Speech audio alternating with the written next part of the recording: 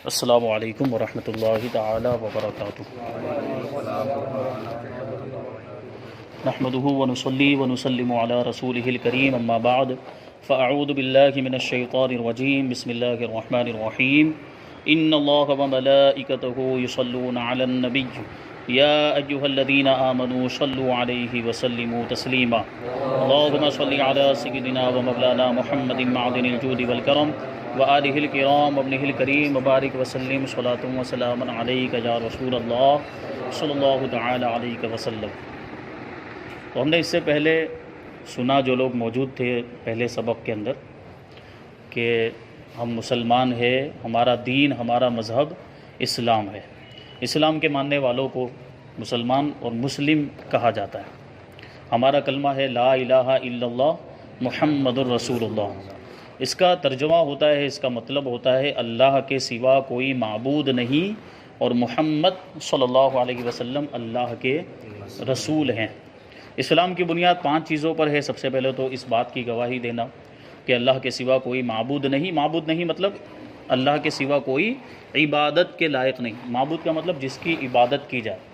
تو کس کی عبادت کی جاتی ہے؟ اللہ کی عبادت کی جاتی ہے، اس کے علاوہ کسی کی عبادت نہیں کی جاتی، اور کوئی بھی اللہ کے علاوہ عبادت کے لائق نہیں ہے۔ اور اس بات کی گواہی دینا کہ محمد صلی اللہ علیہ وسلم اللہ کے خاص بندے اور اس کے رسول ہیں۔ تو یہ پہلی بنیاد ہے۔ پھر دوسری چیز ہے نماز ادا کرنا، تیسری چیز ہے رمضان کے روزے رکھنا، اور چوتھی چیز ہے اگر ہم مالدار ہیں، مالک نصاب ہیں، تو کیا کرنا؟ زکوٰۃ ادا کرنا۔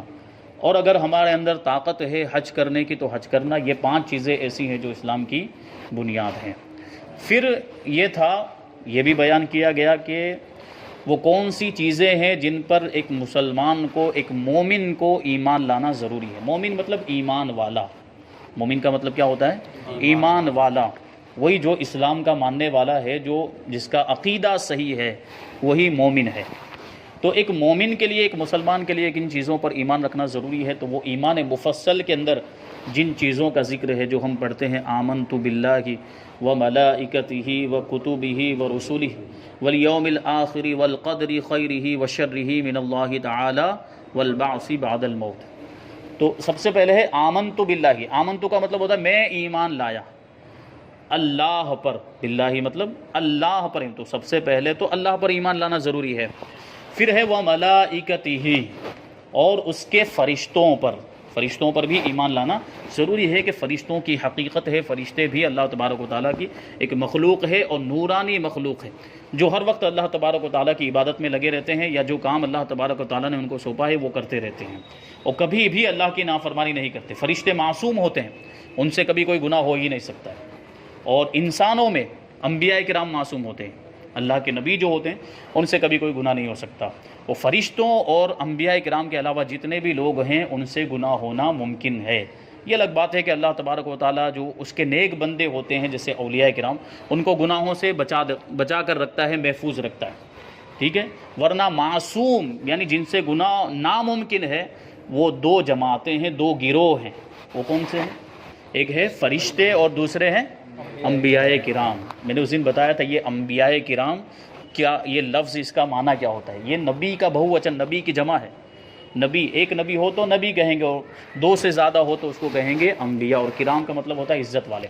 انبیاء کرام یعنی اللہ کے عزت والے، یعنی اللہ کے محبوب بندے جو نبی ہوتے ہیں، یعنی جن کو اللہ تبارک و تعالیٰ نے لوگوں کی ہدایت کے لیے دنیا میں بھیجا۔ تو فرشتوں پر ایمان لانا بھی ضروری ہے۔ آمنت باللہ، سب سے پہلے اللہ پر، وملائکتہ وکتبہ، اور اس کی کتابوں پر ایمان لانا بھی ضروری ہے۔ جو اللہ تبارک و تعالیٰ نے اپنے نبیوں پر، رسولوں پر جو کتابیں نازل کی ہے، آسمانی کتابیں جن کو کہا جاتا ہے، کیونکہ عام طور پر آسمان کی طرف سے حضرت جبرائیل کتابیں لے کر آتے تھے اپنے اللہ کے نبیوں کے پاس، پیغمبروں کے پاس، تو اس وجہ سے ان کو آسمانی کتابیں کہا جاتا ہے۔ کیا کہا جاتا ہے؟ جیسے قرآن مقدس ہے، قرآن شریف ہے جو ہمارے لیے کتاب ہدایت ہے، یہ بھی آسمانی کتاب ہے کہ اللہ تبارک و تعالیٰ نے اس کو نازل کیا ہے ہمارے نبی صلی اللہ علیہ وسلم پر۔ تو آسمانی کتابوں پر ایمان لانا بھی ضروری ہے۔ پھر ہے وہ رسولہ، اس کے رسولوں پر ایمان لانا بھی بہت زیادہ ضروری ہے. جتنے بھی رسول اور جتنے بھی نبی آئے جب سے دنیا بنی ہے، حضرت آدم علیہ السلام سے لے کر ہمارے آقا حضور رحمت عالم صلی اللہ علیہ وسلم تک جتنے بھی انبیاء کرام آئے، سب پر ایمان لانا بہت ہی ضروری ہے، ہمارے ایمان کا حصہ ہے. ٹھیک ہے، تو اسی وجہ سے یہ کہا جاتا ہے کم و بیش 1,24,000 انبیاء کرام. یہ تعداد بتائی جاتی ہے کیونکہ ہزاروں سال کا زمانہ گزرا، اس زمانے ہم موجود نہیں تھے، تو ہمیں ایگزیکٹلی اس کی کیا تعداد ہے انبیاء کرام کی وہ ہم کو نہیں معلوم. اس وجہ سے کم و بیش کہا جاتا ہے، کیونکہ ایک بھی نبی پر ایمان چھوٹنا نہیں چاہیے. اگر ہم کوئی ایک تعداد فکس کر دیتے ہیں، ایک مقدار فکس کر دیتے کہ اتنے، اور مان لو کہ ایک بھی اگر اس سے زیادہ ہوا تو ہمارا اتنوں پر تو ایمان ہو گیا، لیکن جو ایک زیادہ ہے ان پر ایمان نہیں ہوا. تو اسی وجہ سے کم و بیش کہنا بہت ضروری ہے. جب بھی یہ ہم 1,24,000 بولیں تو اس کے ساتھ میں کم و بیش ضرور بولیں. کم و بیش کا مطلب کم یا زیادہ، جو بھی ہوں انبیاء کرام کم یا زیادہ 1,24,000 ایک اندازہ ہے. اس میں کم ہوں تو بھی ہمارا ایمان ہے اور زیادہ ہو تو بھی ہمارا ایمان ہے. جو بھی اللہ کے نبی ہیں ان پر ہمارا ایمان ہے. تو کم و بیش 1,24,000 انبیاء کرام اور جو اس کے رسول ہیں ان پر بھی ہمارا ایمان ہے. تو کیا ہو گیا؟ آمنت باللہ و ملائکتہ، اللہ پر ایمان، اس کے فرشتوں پر ایمان، اس کی کتابوں پر ایمان، و رسولہ، اور اس کے رسولوں پر ایمان، والقدر خیرہ و شرہ. ٹھیک ہے، اور اچھی بری تقدیر پر ایمان لانا بھی ضروری ہے کہ اچھی بری تقدیر یہ اللہ تبارک و تعالیٰ کی جانب سے. تقدیر کا ابھی تفصیل کے ساتھ بیان ہم لوگ آگے پڑھیں گے کہ تقدیر ہوتی کیا ہے اور تقدیر کا مطلب کیا، اس پر کیسے ایمان رکھنا ہے. وہ انشاءاللہ اس کا تفصیل کے ساتھ ہم جو ہے کہ آگے بیان سنیں گے اور اس کو ہم انشاءاللہ تبارک و تعالیٰ سیکھنے کی کوشش کریں گے. پھر اس کے بعد ہے والیوم الآخر. پہلے ہے والیوم الآخر والقدر خیرہ. یوم آخر مطلب آخری دن، آخرت کا دن، قیامت کا دن. آخری دن مطلب قیامت کا دن، اس پر ایمان لانا بھی ضروری ہے. اب بہت سی ایسی قومیں دنیا کے اندر موجود ہیں جو قیامت کا انکار کرتے ہیں، قیامت جیسی کوئی چیز نہیں. لیکن ہمارے قرآن کے اندر جگہ جگہ پہ قیامت کا ذکر ہے، حدیثوں کے اندر جگہ جگہ پر قیامت کا ذکر ہے، بلکہ یہ ہمارے ایمان کا حصہ ہے اور ہمارا یہ عقیدہ ہے کہ ایک نہ ایک دن قیامت آئے گی، یہ دنیا فنا ہو جائے گی. تو اس پر بھی ایمان رکھنا ضروری ہے. تو یہ ہو گیا. اور والبعث بعد الموت، پھر کیا ہے؟ موت کے بعد زندہ ہونے پر ایمان لانا. تو موت کے بعد زندہ ہونا یعنی ہم مر جائیں گے. ہم دیکھتے ہیں کہ انسان آتا ہے اور ایک اس کی جو زندگی ہوتی ہے وہ گزارنے کے بعد جو اس کی مدت ہوتی ہے، جتنی عمر اس کی تقدیر میں لکھی ہوتی ہے، گزارنے کے بعد کیا ہو جاتا ہے؟ وہ مر جاتا ہے. ٹھیک ہے، تو ہر انسان جو بھی دنیا میں آئے اس کو ایک نہ ایک دن دنیا سے جانا ہے، مرنا ہے. تو یہ سب قبر میں چلے جائیں گے. قیامت تک یہ سلسلہ جاری رہے گا. اور قیامت سے پہلے حضرت اسرافیل علیہ السلام سور پھونکیں گے تو جو اس وقت موجود ہوں گے وہ بھی مر جائیں گے. پھر دوبارہ سور پھونکیں گے. سور جو وہ ایک سینگ کی شکل کا ہوگا، جو جیسے بیل کا جو سینگ ہوتا ہے اس کی شکل کا وہ سور ہوگا، اس میں وہ پھونکیں گے. حضرت اسرافیل علیہ السلام اللہ کے یہ فرشتے ہیں. تو وہ پہلی بار سور پھونکیں گے تو جو اس وقت زندہ تھے وہ بھی مر جائیں گے. پھر دوسری بار سور پھونکیں گے تو جو مر گئے تھے وہ بھی دوبارہ زندہ ہو جائیں گے، جو قبروں میں تھے وہ بھی زندہ ہو جائیں گے. تو اسی کو کہتے ہیں بعث بعد الموت، مرنے کے بعد دوبارہ زندہ ہونا. ٹھیک ہے، اس پر ایمان لانا بھی بہت ضروری ہے، ہمارے عقیدے میں شامل ہونا چاہیے. کیونکہ جو ہمارے ملک کے اندر غیر مسلم رہتے ہیں ان کا کیا عقیدہ ہے کہ انسان مرتا ہے تو اس کا دوسرا جنم ہوتا ہے، تیسرا ہوتا ہے. تیسرا یہ عقیدہ کفری عقیدہ ہے، اسلام کے خلاف عقیدہ ہے. 7 جنم جو مانتے ہیں وہ. اور کبھی کبھی تو عجیب و غریب چیزیں ہوتی ہے کہ ایک جنم میں انسان ہوتا ہے تو دوسرے جنم میں جانور ہو جاتا ہے، کبھی کتا بن جاتا ہے تو کبھی کیا ہو جاتا ہے. تو یہ ان سے بڑی بے وقوف کوئی دوسری قوم نہیں ہے. تو یہ عقیدہ بالکل اسلام کے خلاف ہے، 7 جنم والا. تو آپ جہاں پر سیکھنے کے لیے آئے ہیں تو خود بھی سیکھیں اور دوسروں کو بھی سکھائیں. کیونکہ یہ دیکھیے کوئی بھی جو بد مذہب ہے یا دوسرے دین سے تعلق رکھنے والے، دوسرے دھرم سے تعلق رکھنے والے، وہ کبھی بھی کوئی موقع نہیں چھوڑتے اپنے دین کو پھیلانے کا، اپنے دھرم کو، اپنے مذہب کو پھیلانے کا، لوگوں کے دماغ میں وہ بات بٹھانے کا. تو کیسا مطلب یہ پرفتن دور ہے کہ ہر طریقے سے. اور پھر یہ اس زمانے کے اندر تو نوجوانوں کو خاص طور پر ایسا ہائی جیک کر لیا ہے. یہ فلمیں، ڈرامے اور یہ سیریل وغیرہ جو بھی ہے، اس میں زیادہ تر ان کے مذہب کی چیزیں بتانے کی وہ لوگ کوشش کرتے ہیں. اور بار بار اس میں یہ 7 جنم کا بھی تذکرہ آتا ہے. اور ہمارا مسلمان بھائی اس کو دیکھ رہا ہے خوشی سے اس میں، اور اس سے لطف اندوز ہو رہا ہے، اس سے مزہ اٹھا رہا ہے، حالانکہ وہ جانتا نہیں کہ اسلام کے خلاف بات ہو رہی. تو اگر علم ہوگا تو وہ فوراً اس سے بیزاری کا اظہار کرے گا، فوراً اس چیز کو وہیں چھوڑ دے اور نہ دیکھے۔ ظاہر سی بات یہ سب چیزیں دیکھنا جائز ہی نہیں ہے، فلمیں ڈرامے وغیرہ اسلام کے اندر جائز ہی نہیں ہے، اور ایسی اگر کوئی بات آ گئی خوشی کے ساتھ رضامندی کے ساتھ اگر اس پر راضی ہو گیا اگر کسی ایسی کفری بات پر، تو پھر اس کا ایمان بھی ہاتھ سے چلا جائے گا۔ تو یہ باتیں ذہن میں رکھنے کی ہے اور دوسروں کو بھی بتانے کی۔ تو بعث بعد الموت کا یہ مطلب ہو گیا۔ پھر ایک چیز اور ہے ان لوگوں کا، ہندوؤں کے اندر ایک یہ چیز بھی ہے کہ انسان جب مر جاتا ہے تو اس کی روح جس دوسرے جسم کے اندر آ جاتی ہے۔ یہ بھی اسلام کے خلاف عقیدہ ہے، کسی کی روح کسی دوسرے انسان کے جسم میں نہیں جا سکتی، برابر۔ وہ انسان جو مر جاتا ہے تو اس کی روح جو ہوتی ہے وہ مختلف درجے ہوتے ہیں اس کے، اگر اچھا انسان ہے تو اچھے اس کے مقامات ہوں گے، اچھے درجے ہوں گے، نعمتوں کے اندر ہوگی اس کی روح۔ وہ برا انسان ہے، برے کام کر کے گیا، گناہ کر کے گیا، یا کافر مر گیا ہے تو گندگیوں میں اس کی روح ہوگی، نالوں میں ہوگی، ایسی ایسی جگہ پر۔ یہ بھی آگے اس کا بیان آئے گا۔ البتہ جنات کا معاملہ رہتا ہے، وہ جنات حاوی ہو جاتا ہے، یہ الگ چیز ہے، وہ جنات بھی اندر نہیں گھستا ہے، جنات حاوی ہو جاتا ہے، پھر اس کی زبان سے جو چاہتا ہے وہ بلواتا ہے، لیکن جسم کے اندر کوئی چیز گھستی نہیں ہے۔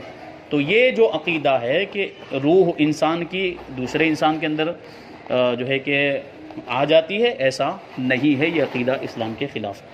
تو ہم نے اللہ تبارک و تعالیٰ کے بارے میں کچھ عقیدے اس سے پہلے سنے تھے کہ اللہ تبارک و تعالیٰ ایک ہے، اس کے سوا کوئی عبادت کے لائق نہیں ہے، وہ واجب الوجود ہے، یعنی اس کا وجود ضروری ہے، اور عدم یعنی نہ ہونا محال ہے۔ میں نے اس کو سمجھایا تھا کہ جیسے انسان ہوتا ہے یا دوسری کوئی بھی مخلوق لے لیں، مخلوق مطلب جس کو اللہ تبارک و تعالیٰ نے پیدا کیا اس کو کیا کہتے ہیں؟ مخلوق، اور پیدا کرنے والے کو خالق کہتے ہیں۔ اللہ تبارک و تعالیٰ خالق ہے یعنی پیدا کرنے والا ہے۔ تو انسان کا معاملہ یہ ہے کہ انسان پہلے نہیں تھا، بعد میں وجود میں، اور ایک ٹائم آئے گا کہ کیا ہو جائے گا؟ ختم ہو جائے گا، فنا ہو جائے گا۔ تو انسان کے لیے ختم ہونا ہے، فنا ہونا ہے، لیکن اللہ تبارک و تعالیٰ کے لیے کوئی فنا نہیں ہے، اس کا تصور بھی نہیں کیا جا سکتا۔ اللہ تبارک و تعالیٰ ہمیشہ سے ہے، ہمیشہ رہے گا، اس کی کوئی ابتدا نہیں، اس کی کوئی انتہا نہیں۔ مخلوق کی ابتدا اور انتہا ہوتی ہے، لیکن خالق ہے اللہ تبارک و تعالیٰ، اس کی کوئی ابتدا بھی نہیں اور کوئی انتہا نہیں۔ اور ایک بات یہاں پر سارے جو بھی عقائد ہم پڑھیں گے اس میں ایک بات آپ کو ذہن میں رکھنی ہے کہ اللہ تبارک و تعالیٰ کی حقیقت تک ہماری عقل کی رسائی نہیں، ہماری عقل نہیں پہنچ سکتی اللہ تبارک و تعالیٰ کی حقیقت تک، کیونکہ وہ چیز یا جو بھی کہہ لیں جس تک ہماری عقل پہنچ جائے وہ خدا نہیں، اور جو خدا ہے اس وقت تک اس تک ہماری اس کی حقیقت تک ہماری عقل نہیں پہنچ سکتی، کیونکہ جو چیز ہماری عقل میں آ جائے تو ہماری عقل اس کو گھیر لے، اور اللہ تبارک و تعالیٰ کو کوئی چیز گھیر ہی نہیں سکتی، اس کا کوئی بھی چیز احاطہ نہیں کر سکتی، گھیراؤ نہیں کر سکتی۔ تو اگر ہماری عقل میں اگر اللہ تبارک و تعالیٰ آ جائے تو ہماری عقل اس کو گھیر لے گی، تو پھر وہ خدا نہیں رہے گا۔ تو ہماری عقل اللہ تبارک و تعالیٰ کی حقیقت تک نہیں پہنچ سکتی، اس لیے علماء فرماتے ہیں کہ اللہ تبارک و تعالیٰ کی ذات اور اس کی صفات میں زیادہ عقل کے گھوڑے نہیں دوڑانے چاہیے، بہت زیادہ سوچنا نہیں چاہیے، بہت زیادہ غور و فکر نہیں کرنا چاہیے۔ جو ہمارے علماء نے بتا دیا کہ اللہ کے بارے میں یہ عقیدہ رکھنا ہے تو بس وہیں ہمیں رک جانا چاہیے۔ دوسری چیز ہے کہ اللہ تبارک و تعالیٰ کا کوئی آکار نہیں، جیسے انسان کا جسم ہوتا ہے ویسے اللہ تبارک و تعالیٰ کا جسم نہیں ہے، وہ جسم اور جسمانیات سے پاک ہے، یعنی جسم سے تعلق رکھنے والی جتنی چیزیں ہیں، اور جسم خود یعنی اللہ تبارک و تعالیٰ کا جسم بھی نہیں اور جسم سے تعلق رکھنے والی چیزیں بھی نہیں ہیں، برابر، کیونکہ جو جسم ہوگا وہ حادث ہوگا، یعنی پہلے موجود نہیں تھا، بعد میں موجود ہوا، پھر ایک ٹائم آئے گا کہ وہ ختم ہو جائے گا۔ جو بھی جسم ہوگا دنیا میں آپ دیکھ لیں جتنی بھی مخلوقات ہیں جسم والی، اور جسم کا مطلب ہی ہوتا ہے جس کے اندر گہرائی، چوڑائی اور لمبائی ہو، طول، عرض، عمق، جسے ابعاد ثلاثہ کہا جاتا ہے، 3 ڈائمینشن جسے کہہ لیجئے۔ تو یہ جو چیزیں ہوتی ہیں جس چیز کے اندر یہ پائی جائے اس کو کہتے ہیں جسم۔ لمبائی، گہرائی اور چوڑائی جس چیز کے اندر پائی جائے، طول، عرض، عمق، اس کو کیا کہیں گے؟ جسم کہیں گے۔ تو انسان کے اندر بھی یہ چیز ہے، یہ جو پاٹلی ہے اس کے اندر بھی یہ چیز ہے، ڈیسک کے اندر بھی یہ چیز ہے، لمبائی، چوڑائی اور گہرائی اس کے اندر پائی جاتی ہے، تو اس کو کہتے ہیں جسم۔ اللہ تبارک و تعالیٰ کا کوئی جسم نہیں اور جسم سے تعلق رکھنے والی کوئی دوسری چیزیں بھی نہیں، نہ وہ کسی کا بیٹا ہے، نہ کسی کا باپ ہے، اس کی اولاد بھی نہیں، اس کی بیوی بھی نہیں، اور وہی ہر شے کا خالق ہے، ہر چیز کو پیدا کرنے والا اللہ تبارک و تعالیٰ ہے۔ ذوات ہوں خواہ افعال، یعنی ذات ہو، جیسے ہماری ذات ہے تو ہماری ذات کو پیدا کرنے والا بھی اللہ تبارک و تعالیٰ، دوسری مخلوقات کی ذات ہیں ان کو بھی اللہ تبارک و تعالیٰ نے پیدا کیا، اور افعال کو بھی اللہ تبارک و تعالیٰ نے پیدا کیا۔ افعال مطلب ہم جو کام کرتے ہیں، جیسے چلنا پھرنا، گھومنا، کھانا پینا، یہ افعال ہو گئے، بولنا، یہ افعال ہیں، یعنی ہم جو کام کرتے ہیں۔ ہماری ذات کو بھی اللہ نے پیدا کیا، اور ہمارے جو افعال ہیں ان کو بھی اللہ تبارک و تعالیٰ نے ہی پیدا کیا ہے۔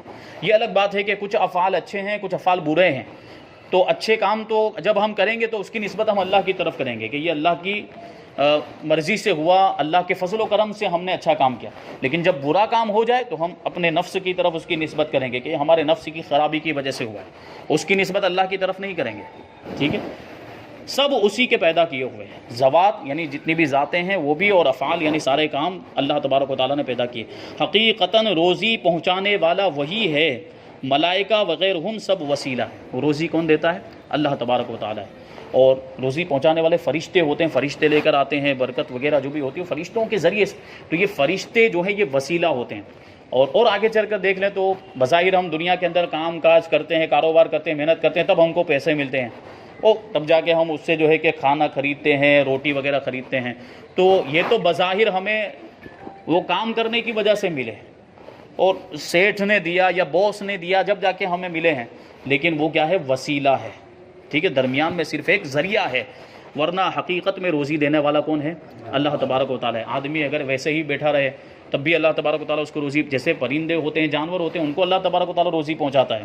وَمَا مِن دَابَّةٍ عَلَى الْأَرْضِ إِلَّا عَلَى اللَّهِ رِزْقُهَا، کہ زمین پر جتنی بھی رینگنے والی، چلنے پھرنے والی چیزیں، یعنی جتنی بھی مخلوقات جاندار ہیں، سب کا رزق اللہ تبارک و تعالیٰ نے اپنے ذمہ کرم پر لے لیا ہے، سب کو روزی پہنچاتا ہے۔ اب سوچیں آپ کہ اللہ تبارک و تعالیٰ کافروں کو بھی روزی دیتا ہے، کافروں کو بھی کھلاتا پلاتا ہے، تو اس کے جو نیک بندے ہیں، جو اس کو ماننے والے ہیں، جو مسلمان ایمان والے ہیں، ان کو کیسے بھوکا رکھ سکتا ہے؟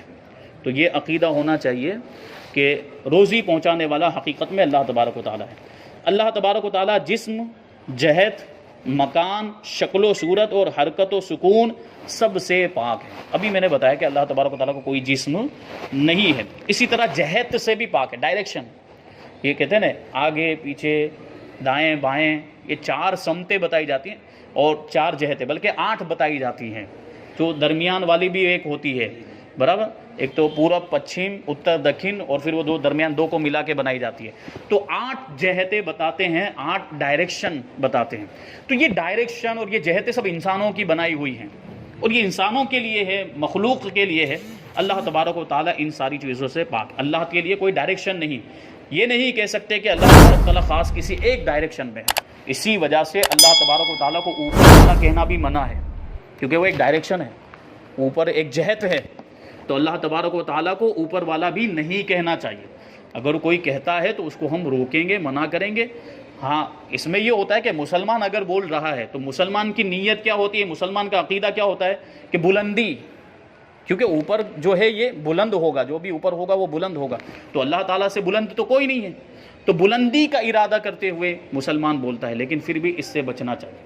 لیکن اگر کسی کا یہ عقیدہ ہو، کسی کا یہ یقین ہو کہ اللہ معاذ اللہ اوپر کی جانب ہے، اوپر کی جہت میں ہے، تو پھر وہ کافر ہو جائے گا۔ یہ عقیدہ ہرگز نہیں ہونا چاہیے۔ تو اللہ تبارک و تعالیٰ کو اوپر والا بھی نہیں کہنا چاہیے۔ اللہ تعالیٰ ہے، اللہ پاک ہے، خدا ہے، خدا تعالیٰ ہے، خداوند قدوس ہے، ایسے الفاظ اللہ تبارک و تعالیٰ کے لیے استعمال کرنے چاہیے۔ تو جسم سے اور جہت سے یعنی ڈائریکشن سے اللہ تبارک و تعالیٰ پاک ہے، مکان سے یعنی جگہ سے پاک ہے۔ ابھی میں نے بتایا کہ جسم، تو جو جسم ہوگا وہ جگہ کو گھیرے گا، جیسے ہمارا جسم ہے تو ہم نے جگہ کو گھیرا ہے، جتنا ہمارا جسم ہے اتنی جگہ کو ہم نے گھیرا ہے، اور جگہ صرف یہ نیچے والی جگہ نہیں بلکہ فضا میں بھی، جو یہ فضا ہے جو خالی جگہ ہے اس میں بھی تو ہم نے جگہ کو گھیرا ہے، ہمارے جسم نے جگہ کو گھیرا ہے۔ یہ جو رجسٹر ہے اس نے بھی کسی نہ کسی جگہ کو گھیرا ہوا ہے، جو بھی جسم ہوگا وہ جگہ کو گھیرے گا۔ لیکن اللہ تبارک و تعالیٰ کے لیے مکان بھی نہیں ہے، کیونکہ اس کا جسم ہی نہیں ہے، تو اس کے لیے کوئی جگہ بھی نہیں ہے، اس نے کسی جگہ کو گھیرا بھی نہیں ہے، برابر، کیونکہ اس کا جسم نہیں ہے۔ پھر ہے شکل و صورت، اللہ تبارک و تعالیٰ کی کوئی شکل و صورت بھی نہیں ہے۔ شکل و صورت انسانوں کی ہوتی ہے، مخلوق کی ہوتی ہے، جانداروں کی ہوتی ہے، اللہ تبارک و تعالیٰ کی کوئی شکل و صورت نہیں۔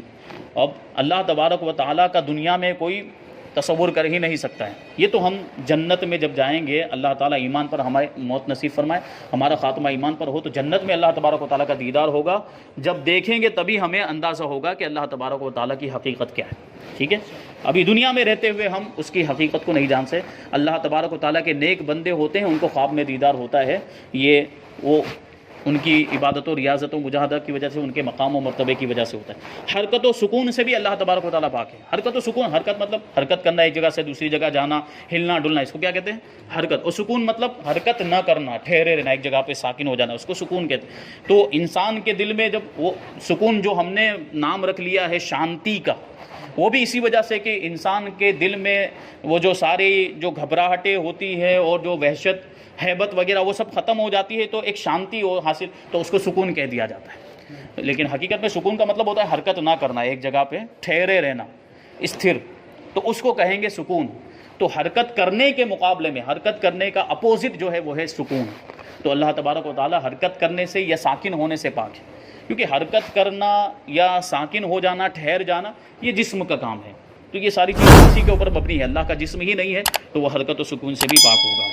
پھر وہ ہر کمال و خوبی کا جامع ہے، یعنی اس کے اندر ہر کمال ہے اور ہر خوبی اس کے اندر پائی جاتی ہے، اور ہر اس چیز سے جس میں عیب و نقصان ہو پاک ہے۔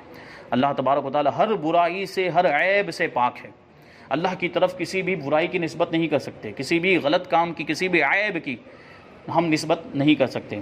جیسے جھوٹ، دغا یعنی دھوکہ دے دینا، خیانت کرنا امانت کے اندر، یا ظلم کرنا کسی پر، جہل یعنی کسی چیز سے جو ہے کہ جاہل ہونا، یعنی کسی چیز کو نہ جاننا، اور بے حیائی وغیرہ، یہ سارے عیب اس پر قطعاً محال ہیں۔ اب سوچیں آپ کہ جو بد مذہب ہیں، جو وہابی ہیں، ان کے مولویوں نے کتابوں کے اندر لکھا ہوا ہے کہ معاذ اللہ اللہ تبارک و تعالیٰ جھوٹ بول سکتا ہے۔ دیکھیے، تو جو ایسی چیزیں ہیں جو عیب میں شمار ہوتی ہے، جو برائی میں شمار ہوتی ہے، وہ اللہ کی قدرت کے تحت داخل ہی نہیں۔ جو اللہ کی قدرت کے تحت داخل ہے اسی پر اللہ تبارک و تعالیٰ قادر ہے، یعنی جو ساری ممکنات ہیں۔ تو جو برائی ہیں، برائی کے جو کام ہے یا جو عیب کی چیزیں یا جس میں کوئی نقصان ہے، وہ اللہ تبارک و تعالیٰ کی قدرت میں داخل ہی نہیں۔ تو وہاں یہ ثابت کرنے کی کوشش کی جا رہی ہے کہ اللہ تبارک و تعالیٰ ہر چیز پر قادر ہے، تو معاذ اللہ اللہ جھوٹ پر بھی قادر ہے؟ نہیں، جھوٹ تو اللہ کی قدرت کے اندر ہے ہی نہیں۔ اللہ تبارک و تعالیٰ تو ممکنات، یعنی اللہ کے لیے جو چیزیں ممکن ہیں، جو چیزیں محال ہیں، یعنی جو چیزیں ناممکن ہیں، جیسے جھوٹ اللہ کے لیے ناممکن ہے، وہ تو پہلے ہی سے باہر ہے، اس کی بات ہی نہیں چل رہی ہے۔ ان اللہ علی کل شیء قدیر کا مطلب ہے کہ اللہ تبارک و تعالیٰ ہر ممکن چیز پر قادر ہے۔ جو اللہ کی ذات کے لیے ممکن ہے، جو محال ہے، یعنی جھوٹ، غیبت اور جو عیب، جو برائیاں ہیں، وہ تو پہلے ہی سے باہر ہے، وہ اللہ کی ذات کے لیے ناممکن ہے۔ تو یہ ساری چیزیں اللہ تبارک و تعالیٰ کے لیے محال ہے۔ اللہ تبارک و تعالیٰ کی صفات ذاتیہ 7 ہیں، یعنی جو صفت کا مطلب ہوتا ہے جو کسی اور کی خوبی بیان کرے، اس کو بولتے ہیں صفت، ٹھیک ہے؟ جیسے کہ اگر ایک شخص ہے جس کا نام ہے مثال کے طور پر محی الدین، اور ساتھ ہی ساتھ ان کے نام کے ساتھ لگ گیا پینٹر، تو یہ پینٹر کے ذریعے سے ان کی ایک خوبی بیان ہو کہ ان کے اندر ایک خوبی بھی ہے یہ، تو یہ پینٹر جو ہے یہ صفت ہو گئی۔ تو اللہ تبارک و تعالیٰ کی ایسی 7 صفات ہیں جو صفات ذاتیہ کہلاتی ہیں، اور وہ کون سی ہے؟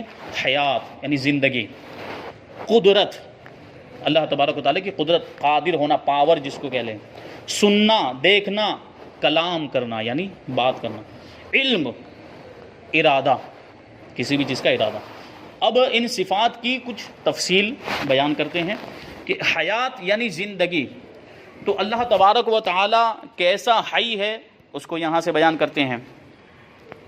یہ وہ حی ہے یعنی خود زندہ ہے، اور سب کی زندگی اس کے ہاتھ میں ہے، سب کو، بلکہ جو بھی زندہ ہے اللہ تبارک و تعالیٰ نے ہی اس کو زندگی عطا فرمائی، اور اللہ تبارک و تعالیٰ کی زندگی کا ہم تصور نہیں کر سکتے، وہ ہمیشہ سے زندہ ہے، ہمیشہ زندہ رہے گا۔ مخلوقات کا معاملہ یہ ہے کہ پہلے نہیں تھی، بعد میں زندگی ملی ان کو، اور ایک وقت آئے گا کہ ان کی زندگی ختم ہو جائے گی، موت آ جائے گی، لیکن اللہ تبارک و تعالیٰ ہمیشہ سے زندہ ہے، بلکہ جو زندے ہیں ان کو زندگی عطا کرنے والا بھی اللہ تبارک و تعالیٰ ہے، جسے جب چاہے زندہ کرے اور جب چاہے موت دے دے۔ تو یہ اللہ تبارک و تعالیٰ کی شان ہے۔ ابھی اور بہت سارے عقائد ایسے ہیں اللہ تبارک و تعالیٰ کی ذات اور اس کی صفات کے بارے میں، انشاءاللہ تبارک و تعالیٰ آگے کے جو درس ہیں اس میں ہم سماعت کریں گے۔ اللہ تبارک و تعالیٰ ہم